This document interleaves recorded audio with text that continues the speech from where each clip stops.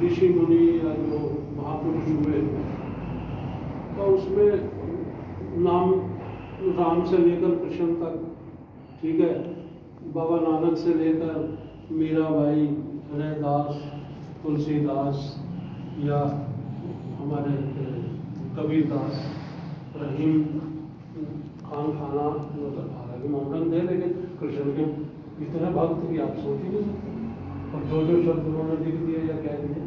तो ऐसी और बहुत सारे लोग हैं, जैसे ज्ञानो भगत, ठीक है, उन्होंने जो जो या बाबा फरीद हैं या बुल्ले शाह हैं, ठीक है, इन्होंने इतने गूढ़ रहस्य अपने शब्दों में कहे हैं, अपने शब्दों में कहे हैं कि हम उनको अगर गहराई से नहीं समझते तो उनका कहा हुआ व्यर्थ है।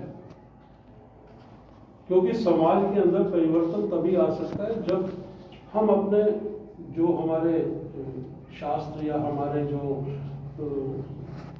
ऋषि मुनि कह रहे हैं या महापुरुष कह रहे हैं उन पर चले हैं। लेकिन सोचना थोड़ा सा ये भी पड़ता है कि मेरी बुद्धि कितनी विकसित है, क्योंकि ज्ञान जो है ना, ज्ञान जो है वो साहित्य से ही मिलेगा या किसी जीवित गुरु से मिलेगा,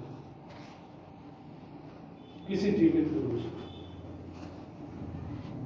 साहित्य से या जीवित गुरु से। साहित्य से हम पढ़कर अनुभव कर सकते हैं, सोच विचार करके कि जैसा लिखा गया हो। लेकिन दिक्कत होती क्या है कि किताबों में जो लिखा होता है वो सपाट होता है। उसको हमने पढ़ लिया, उसने लिखा कि हाँ मुस्कुराना बहुत अच्छी बात है, या उसने मुस्कुराकर ये बात कही, लेकिन आप सिर्फ उसको महसूस कर सकते हो। लेकिन जो जीवित गुरु है वो उसकी जो बॉडी लैंग्वेज है, ठीक है, या वो जो कुछ कर रहा है वो प्रत्यक्ष है, वो सपाट नहीं है। उसका एक एक अंग हिल रहा है, आंखें हिल रही है, मुंह हिल रहा है, हाथ हिल रहे हैं, पैर हिल रहे हैं, मतलब जो बॉडी लैंग्वेज, उसको देखकर हम अच्छे से किसी भी बात को समझ सकते हैं। और मैक्सिमम होता यह है कि देखी हुई बातें तो हमें याद रहती हैं, लेकिन सुनी हुई बातें लंबे समय तक याद रहती हैं।